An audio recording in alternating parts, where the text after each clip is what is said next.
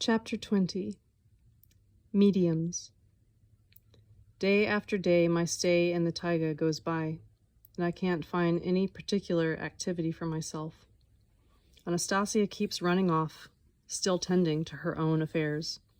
Our son, even though he is still quite little, splendidly copes with everything through the help of his nannies of the wilds.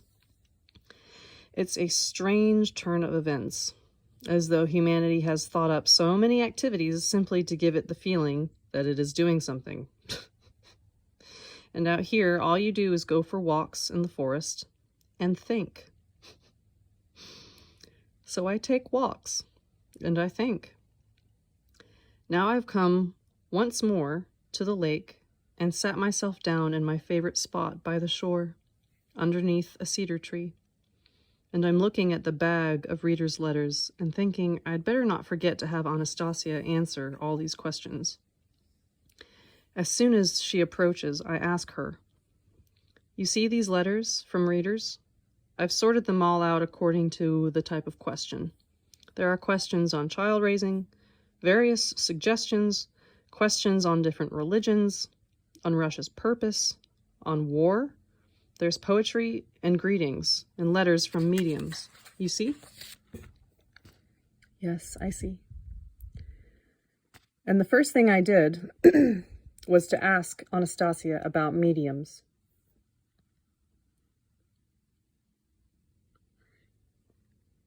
I just have to figure out who the hell's talking here. Hold on. I don't know if it's Vladimir talking or if it's... I think it's Vladimir. Okay. There are people who say, in fact, they write in their letters, that they communicate with extraterrestrial civilizations, with certain individuals in the past, that they hear different voices, and some record what they hear. They say that they record various kinds of information communicated to them by the supreme mind of the universe. We have books published in huge print runs on channeling, contact through mediums. Blavatsky, for example. Footnote. Elena Petronova Blavatsky, 1831 to 1891. Russian charismatic spiritualist teacher who traveled the world in the 1850s and was especially intrigued by religions of the Orient.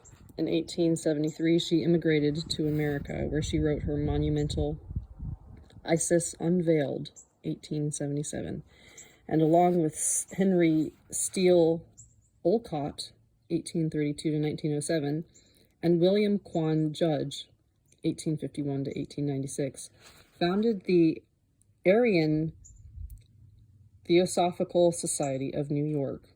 In 1878, she and Olcott went to India and founded a Theosophical Society there.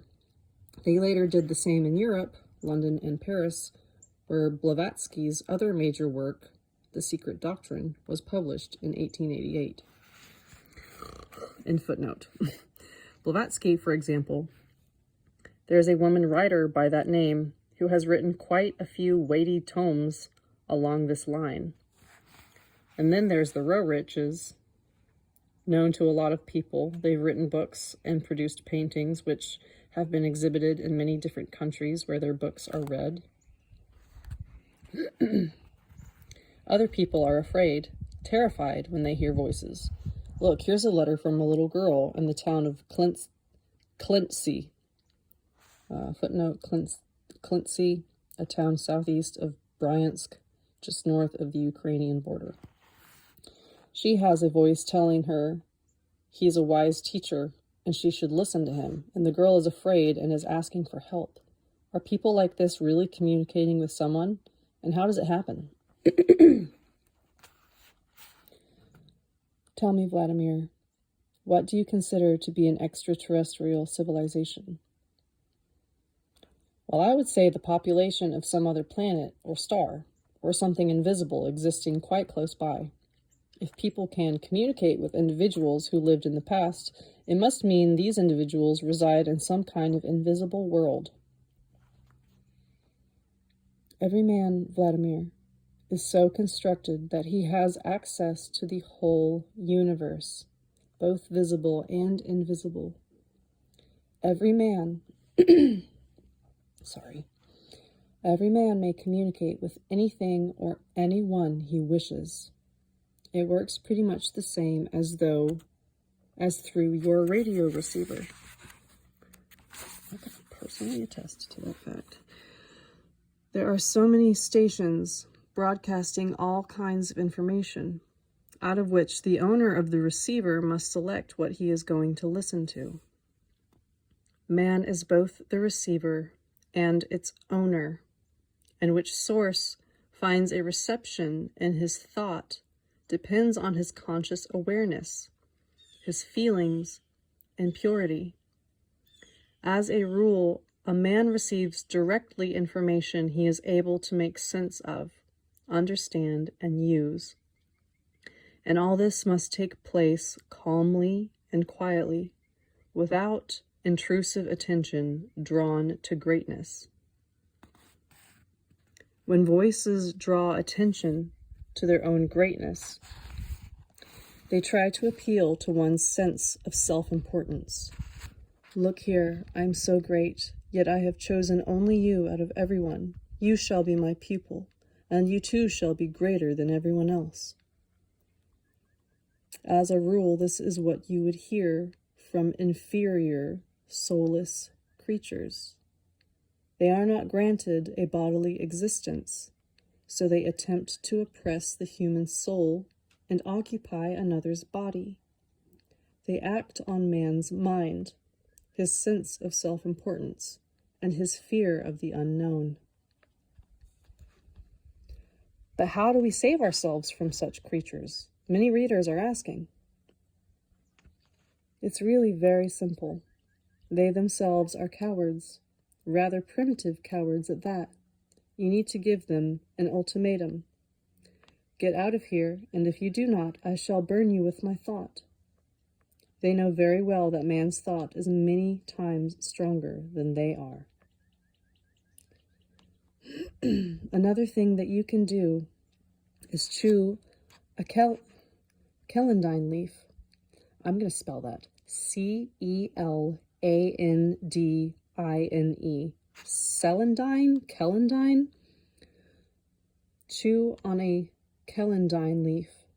But first you should put the leaf in the palm of your hand and say to it mentally, "Save me, little leaf, from all impurities." But what if a whole lot of people want to talk with the same source? What happens then? See, a lot of people in their letters say that they talk with you. Is that true? And if so, how do you manage to answer everyone? After all, there are a lot of them, and they all claim that they talk directly with you and you answer them. Every individual produces their own thoughts, and everyone's thoughts still exist. They do not simply disappear into oblivion. What you and I think also exists in space. My dream is there too, and my thoughts, and everyone who wishes to can hear them. Many can hear them at the same time. It is only a question of the degree of distortion the receiver is capable of permitting. What do you mean, distortion? What determines that? It is determined by the purity of the receiver. Imagine, Vladimir, that you are hearing someone speak over an ordinary receiver, but instead of distinct words, you get interference, static, and you do not know what some of the words are, and the concepts behind them are unclear. What do you do then? Well, then I try to guess what words might fit into the gaps where I don't understand. Exactly. But a word you put in might change or detract from the original thought being conveyed by the sounds, or could even turn in the opposite direction. Only one's own purity is capable of hearing truth undistorted, and if they are insufficient, your tuning and your purity, that is, then you should not blame the source. In your material life, in your world, there are a multitude of sources of sound on all sides, all of them claiming to be the truth and trying to control your mind and will, to make your life suit their own purposes. But you are free to listen to them or not to listen. You are free to decide, with nobody to blame but yourself. Let's say that's true, I observed. But what if there is some kind of question for which there is no answer in all of the universe? Let's say you're asked a question and you don't have any thoughts out in space on that subject to respond to the question, and you yourself haven't produced any thoughts in response to that question. What then? A question for which there is no answer in the universe will immediately speed up the evolution of everything. Like a flashbulb bright and clear as a bell, it will reach into the corners of the universe, and everything will be set in motion as well. There will be a rejoining of opposites, an answer will be born, and it will be heard. So that means right off you'll hear the question and glimpse the one who's asking it? Just like everyone else, I too shall hear it right off. But unfortunately, for centuries, people have been asking the same questions over and over again. There are answers to them, but not many people who hear those answers. But how can I tell what's what? How can I tell when the source is communicating truth, or rather when truth is being perceived without interference? After all, there's no crackling sound in one's ears when we hear something externally. And you say that the answer is born, as it were, in the form of our own thoughts we produce ourselves. But what helps us tell whether the voice we hear is a good voice or no? After all, everyone that hears voices thinks they are listening only to the Supreme Mind. It is when you hear more than just words, when suddenly there is a flash of feeling or emotion in the soul, and tears of joy in your eyes, and when sensations of warmth and fragrances and sounds are born in you, when you feel within yourself the impulse or urge to co-create and a thirst for purification, you may be sure that you are clearly hearing the thoughts of light. When it is simply cold information that comes, an order or command, even one that talks about good, perhaps it seems wise, even very wise, and the originating source claims to be supreme and very powerful. Know this: it is not good that is hiding behind good, but an entity not accorded to a place in perfection that is trying to persuade you to follow it for its own purposes. That's intense. All right, I skipped a footnote that I'm going to read now. Kalandine, from Greek, some word I can't pronounce, which means swallow. Here referring to Greater Kalandine, Chelidonium, Majus, Majus, a yellow flowered plant whose blooming is associated with the arrival of migrating swallows, and those leaves and flowers are used as medicine.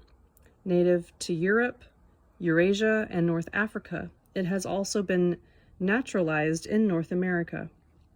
In Russian, the Greater Kalandine is known as Chistotl, Chistotl, derived from the root chist, signifying pure or cleansing, and tel, signifying body, a name consistent with its traditional use as a cure for a variety of skin diseases. End footnote.